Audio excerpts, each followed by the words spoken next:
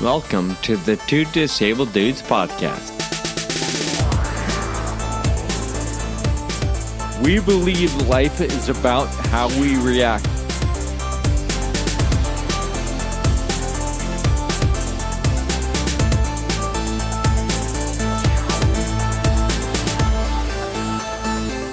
Hey, thanks for listening today to another episode of the Two Disabled Dudes podcast. Once again, this episode is made possible in part by Horizon Therapeutics. Thank you, Horizon, for your continued support.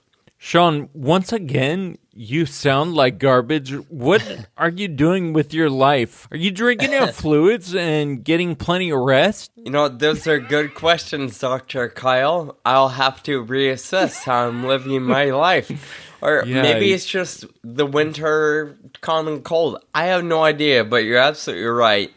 There's something going on inside my... Well, I don't even know what you call those areas. I'm not that smart, but I'm definitely congested and can hear it in my own voice. How do you feel? I feel a whole lot better than I have over the last couple of weeks, but definitely a runny nose and a cough a little bit. But other than that, I feel just fine. Good. How do you feel, Doc? I am just chipper, man. That's good to hear. Sean, we've got a lot to get to today. We've got our new mental health segment. We've got an amazing interview from somebody in the rare disease community that's doing a lot of great work. And we've got our thank you notes, as always. So let's get into it. But first, here's this. Kyle, have I ever told you February is one of my favorite months? And that's because of the mild temperatures and beautiful sunsets you only get here in Northern California. West Coast to best coast, bro. No, dude.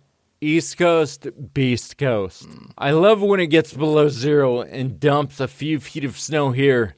It makes my Dunkin' Donuts taste that much better.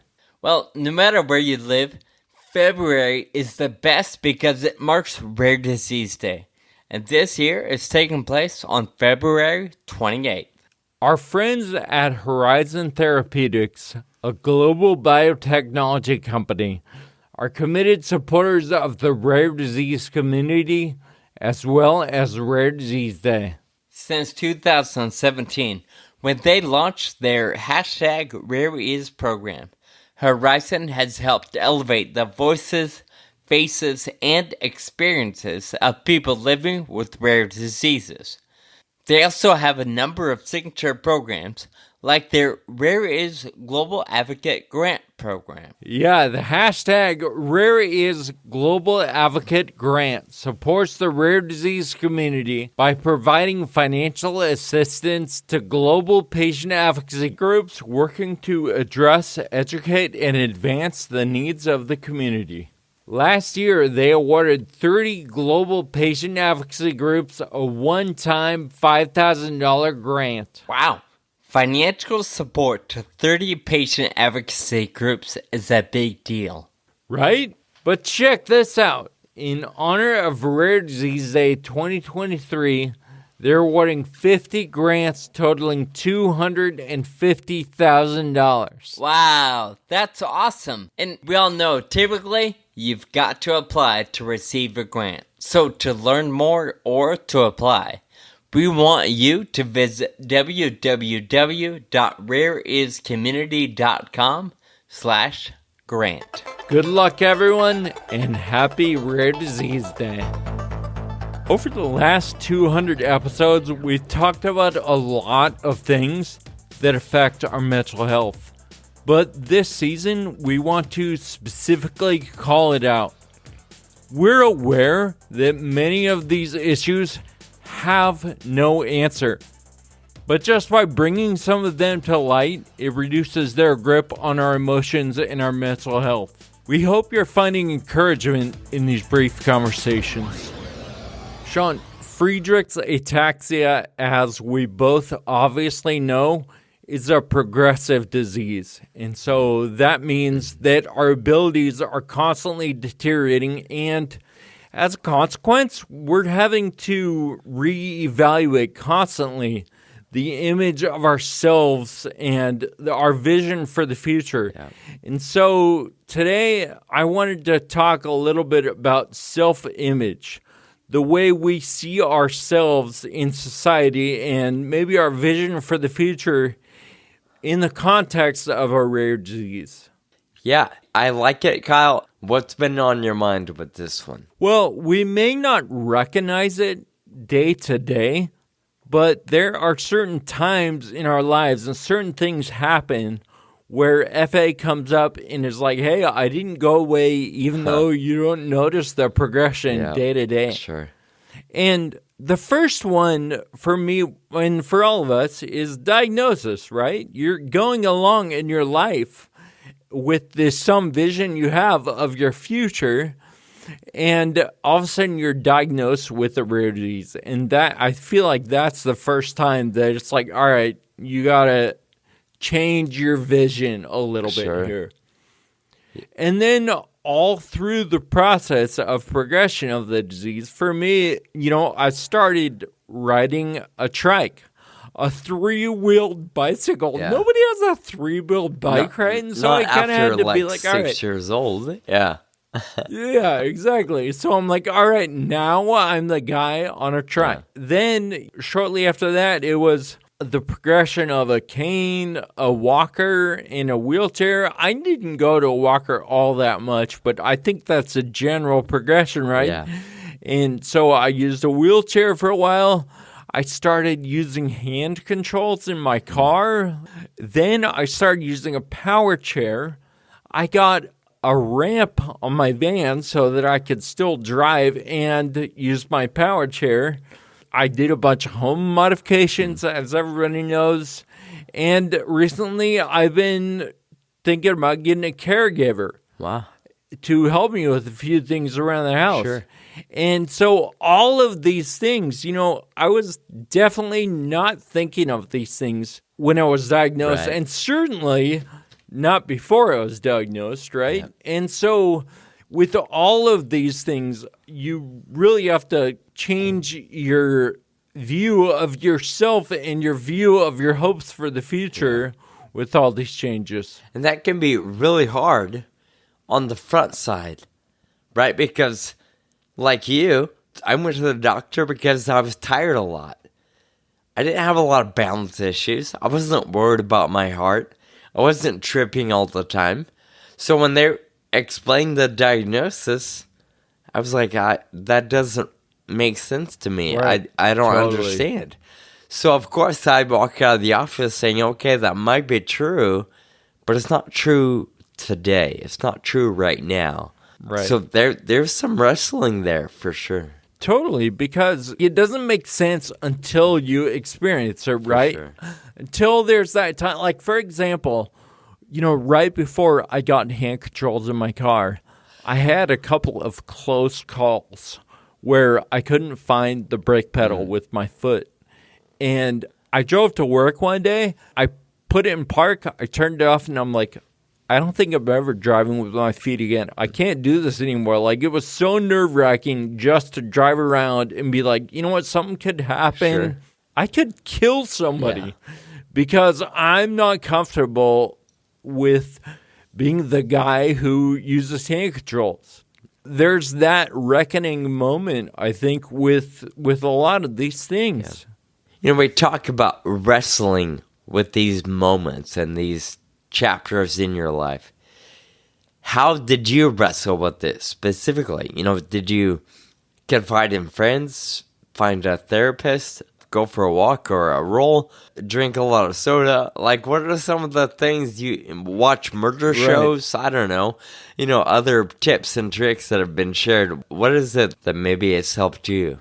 I think there's a few different things, but specifically with the wheelchair, transitioning into the wheelchair for me, I had made a friend, and he's a mutual friend of ours. His name is Matt Fritsch.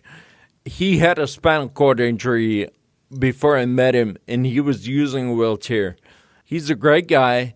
that I was hanging out with at the time, and he let me borrow one of his old wheelchairs so I could try it out. Like, I didn't need it 100% of the time. As we know, it goes with the FA. You can progressively, like, okay, right now, you know what? We're going to the state fair, and we're going to be walking around all day, so I'm going to use it. You know, and then the rest of the time, it sits in the corner, which is fine. Having that connection to someone else who could not only lend me equipment, which is obviously very important, but also provide some perspective and an example that being in a wheelchair doesn't mean life's over, which certainly crosses our mind, right? Sure. Yeah, like you said, Matt is a great guy who works full-time and has an incredibly positive outlook on life, and he's funny. So you get around that and you realize, okay, the injury sucks or the diagnosis is a huge, dreadful bummer, but it doesn't have to dictate everything in how you live your life. Yeah, Sean, you bring up a good point. You know, especially looking at Matt or any of our other friends who have disabilities, that person didn't change just because of their disability. Sure. Their disability didn't make them a bad person or totally ruin their life. When you see the person through the disability, it gives me a little encouragement that maybe I can do that too. I can still be me even in the face of Friedreich's ataxia. Oh, absolutely. The other thing I think about is that the clock's ticking. We only have one life. The time is now. Yeah. We can't waste time dreading our future, which, you know, it's one thing to say that, and it's another thing to actually, like, think it and put it into practice. And I totally understand that. But I think thinking about that fact that we only have so much time on this earth and in this body, we better make good use of it. Yeah. You know, I think it's a Chinese proverb. There's some saying, don't quote me on the Chinese proverb part, but the proverb goes something like this. The best time to plant a tree is 1,000 years ago. The next best time, right now. Yeah. And I think I've shared that before, but it relates. Right. It's like, okay, I could...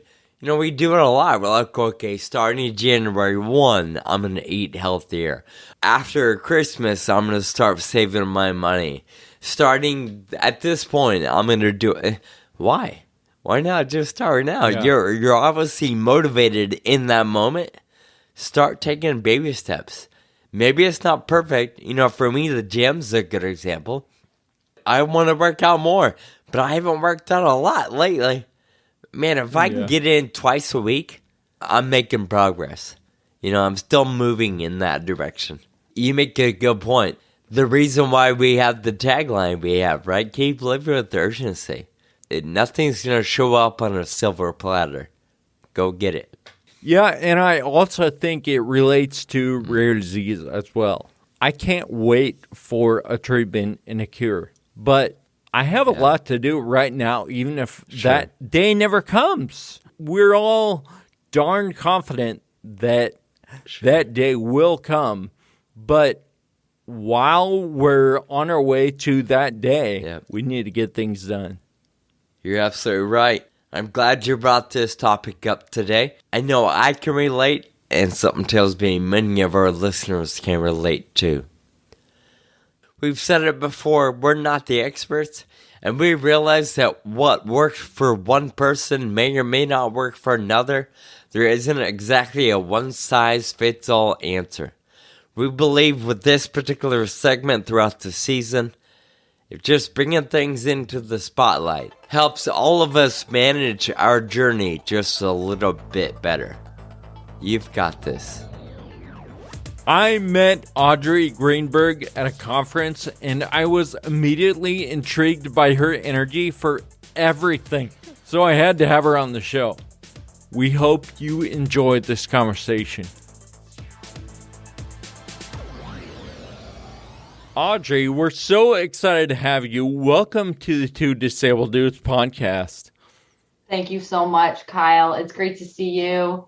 You are my motivator. So to do this podcast with you is a real honor. Oh. And Sean, obviously, I've heard a lot of great things about you as well, but it's nice to meet you for the first time. Good to meet you. Thanks for joining us. So, Audrey, you are the Chief Business Officer at Discovery Labs and Center for Breakthrough Medicines.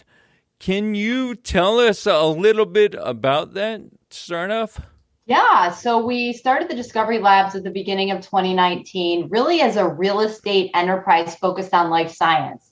And we quickly realized as we were showing the space that there was a lot more needed to expedite cell and gene therapies than just capacity. It was about expertise, equipment, knowledge, future technology in terms of platforms, services.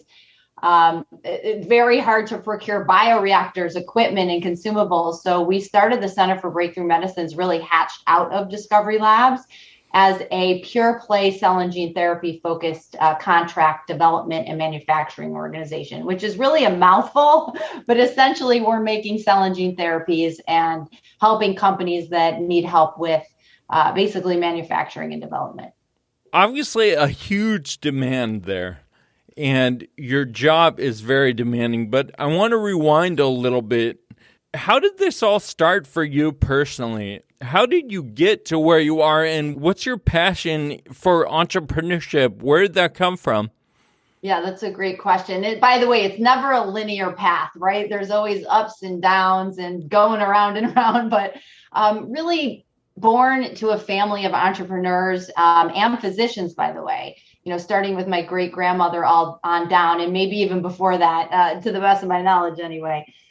So I just real passion for starting companies, watching them grow, but started my career really in accounting and finance and learning the basics of how to manage financial statements, how to do financial statement projections, what does it look like to do mergers and acquisitions, how do you fundraise? And so that was really the early platform of my career, was growing up in Morgan Stanley and Deloitte and learning sort of business basics.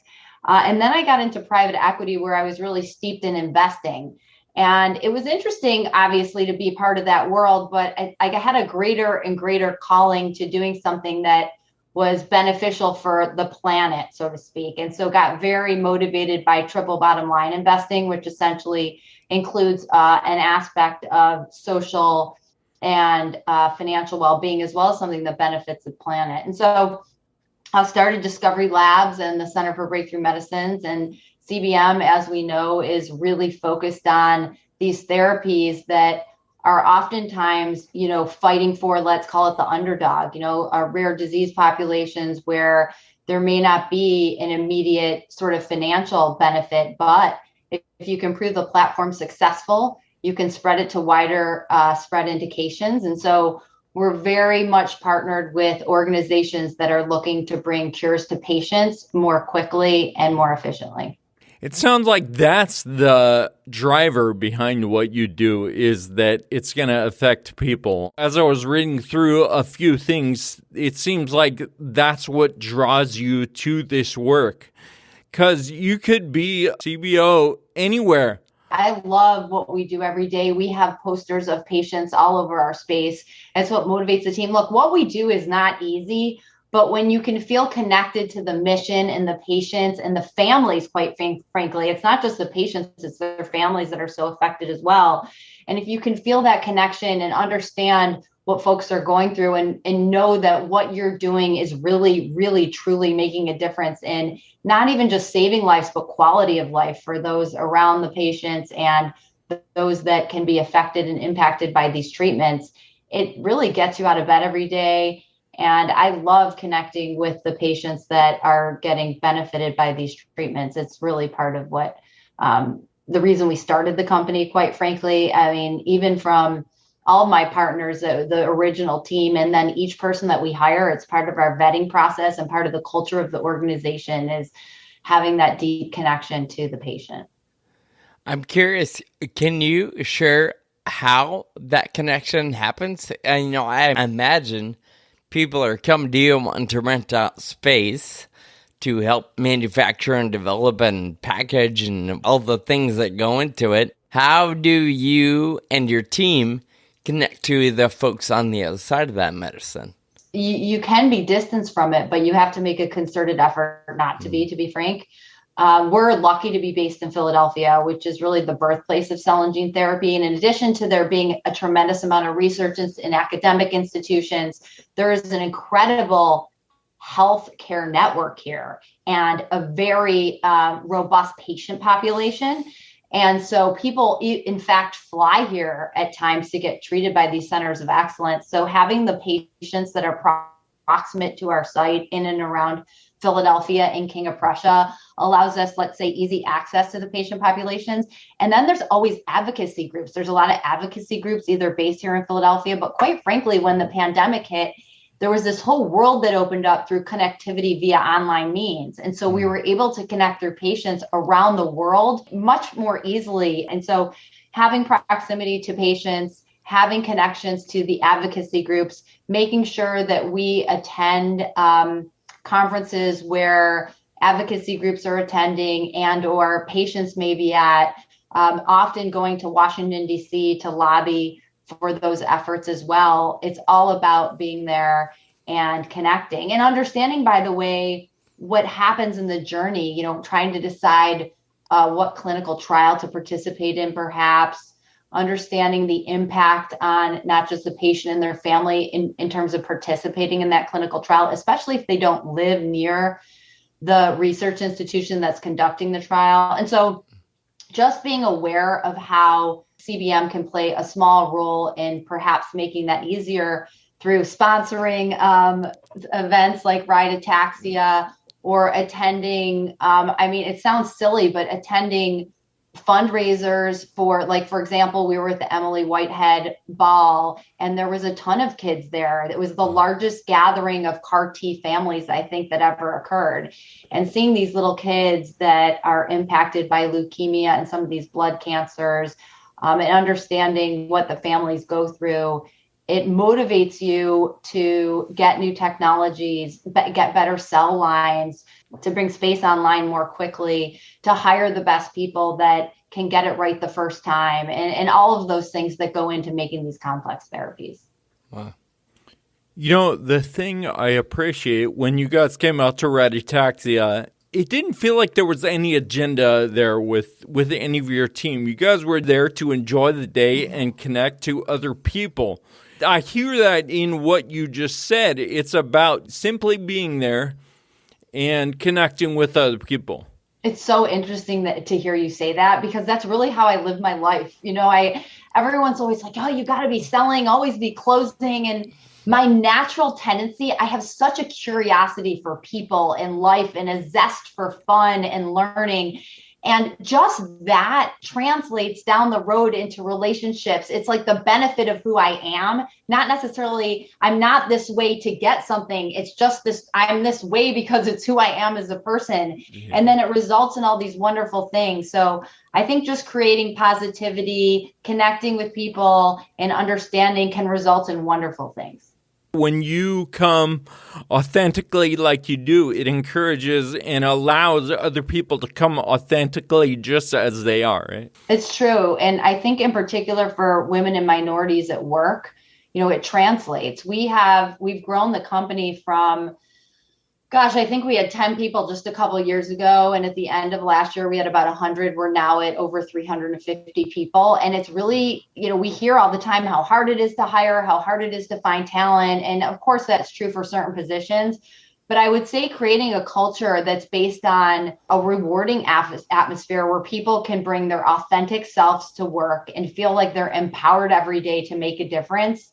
You attract the best people that way. And we're that way, not because we're trying to get something, but that's how we feel we are in the universe. And so bringing that to work and has allowed us to grow a great team of people that are really passionate about the patient and what we're doing. I know that you're a mentor to a lot of women, and you're always in these Philadelphia business magazines for being an amazing woman mentor. And I know you're really proud of that. Can you talk a little bit more about your work in that arena? Yeah, having been through it, right, it's really easy to want to make a path forward that wasn't as challenging as the one that I went through. And just benefiting not even young professionals, but college students and even high school students. I have two young girls, one is in middle, one is in elementary. And even for my son, for that matter, navigating workforce dynamics is very challenging.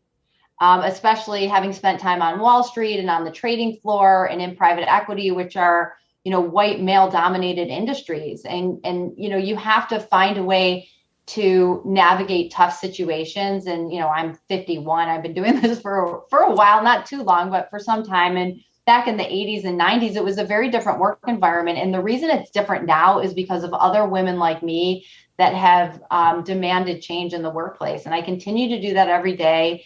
There's a lot of, unconscious bias that shows up at work through these microaggressions that occur. And you just have to check people and make them aware. Sometimes they're just not even aware.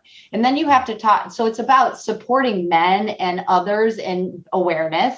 And then it's about supporting women navigate those challenging situations, fight for what they believe in, and quite frankly, negotiate for themselves, because oftentimes women do not advocate for themselves from a financial perspective. So I try to mentor as many young women and men that want to be mentored, for that matter, as I have time.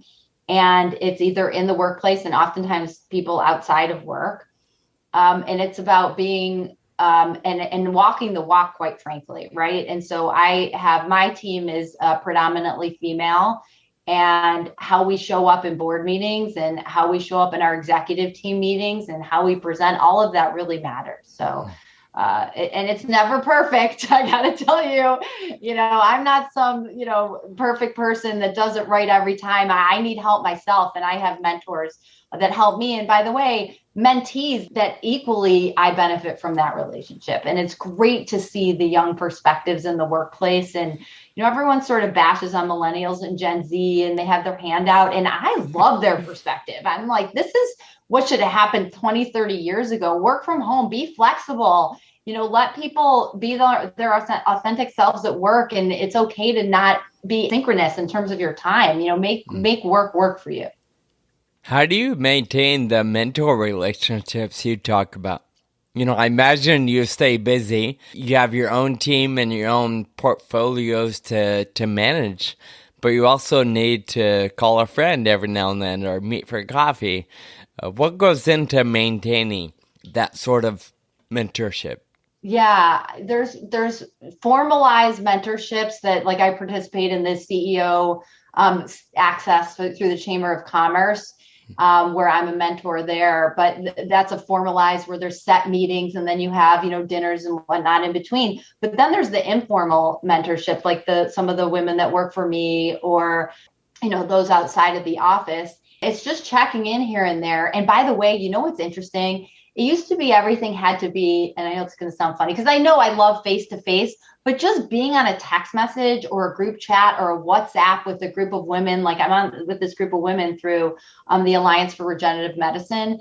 And we text each other through the WhatsApp, here's what I'm thinking, I need advice on this, and it's so nice to just have that go-to on the spot. How should I handle the situation? Quick response. But, face-to-face is important too. So I can't say I have an answer for you that makes it work plug and play for everyone, how to manage these relationships, because it can be overwhelming at times with our schedules and our day-to-day life and our personal lives and all the things we want to be doing. But I do think setting aside time for doing these things that matter, it makes a difference, not just for ourselves, but for the work environment in general. Part of what created that question in my mind is talking about, whether it's women or young people that are driving toward building something successful, call it an entrepreneurship or whatever title it might fall under.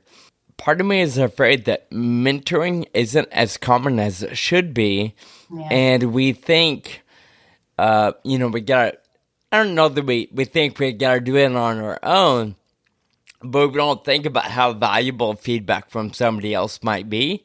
And then when something doesn't work, that's when we start to hang up our hat, or we start to get frustrated with ourselves and feel, like a loser or whatever. I mean, shameful, like I messed up or I failed. And then For some people, it's hard to get out of that cycle and get back on the horse and keep leading or keep building or keep trying. Yeah, keep failing. You're going to fail 100 more times. And guess what? It's like 1 in 10, even if it's 1 in 100, it just takes that one. And you know what else is interesting about the mentor-mentee relationship? It's not so much about advice and feedback, which I think is very, very important, but it's also about the network. Getting people in to meet other people, like if it's somebody looking for a job or trying to figure out what career to go in or how to start a business, it's all about who you know. And so if I can put some of these young professionals or, folks in touch with others that I know, if they tell me, look, I'm looking to do medical device sales. Oh, well, here's the 100 people you should be talking to. Use my name. That's really helpful. And so network is equally important as feedback and advice, so to speak. I want to go back to something you said about men too, because that's totally part of the conversation, right? And the way we're all conditioned causes some of these problems that we have in the workplace between women and men and minorities. And so I appreciate recognizing that, because I tend to beat myself up. I think a lot of men do, right? About some of the unconscious things that we do. But we've been conditioned for 40 years to behave this way or to think this way. Yeah. And so I appreciate you mentioning that. Let's figure this out and let's all do it together, I guess. I don't know. I appreciate that. Yeah, it's about the conversation. It's about awareness. And by the way, everyone has different opinions on this stuff. So there's no, here's what you need to do. It's interesting. I saw there was this dialogue going on online about flexible work arrangements for women being beneficial. And, some people were like, thank you so much. And then there was some woman that posted, well, why don't men need flexible work arrangements? And we need to encourage men to be an equal partner to women, raising kids and doing household activities and whatnot. And of course, I agree with that, but it's just an interesting perspective of, I strongly feel, and this may be, a controversial statement, but I do think women in general have different ways of working than men. They just do. I mean, it's stereotyping, but if you were to generalize, even if it's 65% of women tend to behave this way and 65% of men tend to behave that way, creating awareness around that is really, really important. Like even for my female team, our commercial leadership team is all female.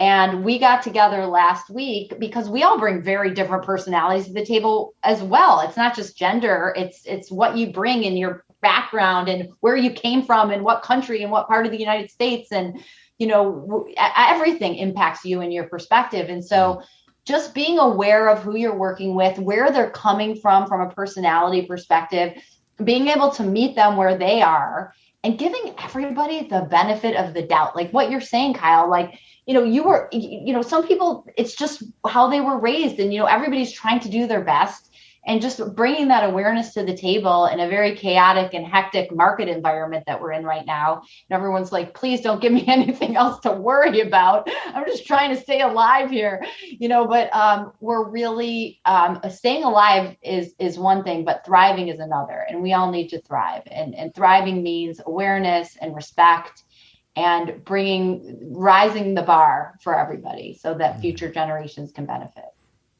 Audrey, with all of your accomplishments, can you point to one or two that you're most proud of? Professionally, I think starting this business with a team of people, by the way, I was part of a big team that did this. I didn't, I have to give credit to like the group of people that I started this company with. I'm very proud of that because it's so easy when school was easy for me and I always had good grades and I could always get this great job or whatever that meant and make a good living. But for me, I wanted to really make a difference. And then reflecting back now on, it's just been 4 years and we had, raised $350 million, have 375 people, have a huge amount of clients with a lot of demand, and we can't get our space online fast enough and execute, it's so, I'm so proud of in just 4 short years doing that. And then I'd say that's on the professional front. And then on the personal front, I look at my husband and my family, and quite frankly, my childcare provider and my parents and my brothers and sisters and my friends, like all of these people that are my world. I'm so thankful to be part of this environment where I feel supported and loved and have these beautiful children that I can connect with every day. It's really nice to have that support from my family and my friends and my childcare provider, who I could not do this without. Everybody plays a part at some degree. You were talking earlier in the interview about all the things that not only Discovery Labs and CBM are doing, but you also started to mention about your grandmother and coming from a whole line of entrepreneurs and successful individuals. And you also then talked about your personality. You just like being, present and connecting. And you guys mentioned Ride a Taxi. So then I started to wonder, let's say everything you're currently doing is a bust. Let's just imagine with me. Okay. I don't know, if somebody takes over or it doesn't work out, like, what would you do? That's a great question. Obviously, yeah. I don't think you would shrivel up and die. You have the energy to go out and send a rocket to space if you want to do it. It feels like. So what is it you might put That's your energy toward? Maybe I'll give Elon a call. No, I think, look, I've gotten the entrepreneurial buzz, right? I would probably start another company or, run another business. I've always loved investing. And I think what's interesting, given my perspective now, maybe getting back to the investment world and figuring out how to pair what's very needed in our space right now. There's a huge gap between what's happening in academia. A lot of the inventions are happening in the academic labs, and pairing sort of an academic institution, which is great with research and gets the NIH funding, with some of these equipment providers and some of the folks working on capsid engineering and cell lines, getting a group together that comes up with a more efficient, cost-effective way to make these therapies, because right now it's not scalable. We're right at the beginning of cell and gene therapy, and these commercialized products are like somewhere for cell therapy, on average, like $500,000 per treatment. And then you're talking about gene therapy up to $3 million a dose. And that's not scalable. That's going to break the system when we do with some of these. So figuring out a way to make these therapies more cost effective, I think I would love to continue work on that. But outside of cell and gene therapy, I think investing, certainly taking a breather, maybe spending some time with the family, because I love my young kids, but the days are long and the years are short. And I know it's a catchphrase, but honestly, it's so true. I mean, it feels like yesterday that my 12-year-old was born, and, you just can't get enough of the time with these kids. And my father passed away this year. I remember my last interaction with him. I was sitting at this very computer in my home office, and he was sitting behind me. You can't see my virtual background, but I have a couch behind me. And he was sitting on the couch, and he was like trying to get my attention and talk to me. And I was busy working. And, I really want to spend more time and make it start after spending more time with my family, because that time, the time never comes back. And so I think, it won't happen, but if things went bust, I'd spend some time with my family and then start a new venture and figuring out the way to reduce these cost of goods sold that we have on these therapies. Audrey, I can't think of a better way to end the interview. We'd love to have you back, because I feel like we could talk for hours. It's just so fun to talk to you. You gave us quite a few things to think about. I think this was like a mentoring session or something. But I want to interview you guys next. You're the interesting ones. I'd love to hear about your journey. Maybe we can flip the switch and do a little swap, and I can interview you guys. I'd love to learn more. I've done a lot of talking, but I know a lot about you, Kyle, but there's always more to learn. So thanks for having me. It's so good to talk to you. Thank you for all you're doing. You guys are so dedicated to the patients. It can be challenging, and you're there for the families and these kids and all of the doctors that need to understand. And so thank you so much. Thanks, Audrey. Have a good Sunday. Man, what a powerhouse, Kyle. Audrey is not playing around. I don't know if you noticed, but I didn't talk very much because I think my jaw was just dropped the entire time. She's got a lot going on and is a powerhouse in a lot of different ways, whether it's business or family, or just in her commitment to always build and be a part of change, right? So I'm encouraged by her story, and I love that you closed it out with, we gotta have you back, because I think you're right. She's got a whole lot more to offer our community and our listeners. You know, whether you're an entrepreneur or a woman, or you're in the rare disease space, or you're just a mom or a human, she's got a lot to encourage me and listeners by. So glad we had her on this show today. Yeah, I agree. She's got a lot going on, and she's very effective, right? She gets stuff done. Not that it's just enthusiasm, but there's some power behind that, too. I love that quote. You've probably heard it before. I forget who's behind it, but nothing great ever happened without enthusiasm. And I think that's obvious. She's at least got that going for her. All right, Sean, it's time for thank you notes. You and I both agree that gratitude helps us every day realize what's important in our lives. So I have a thank you note this week that goes out to Bill at the local Meineke. Nice. My car broke down. I'll tell this story maybe in the next episode, but my car broke down recently, and I took it to Meineke, and Bill is always, I've been going to him for a couple years now, and he's always just super low-key, super low pressure, not trying to sell me anything, just fixes my car, tells me exactly what's wrong, and gets it done. So I really appreciate that. Thank you, Bill. Nice. I'm saying thank you to a friend and coworker. Her name is Taylor. Taylor is fairly new to my department, but I've known her for a few years at different levels of work, and she got involved with Determinus last year, ran RTO with us for the first time, and she's just become a dear friend.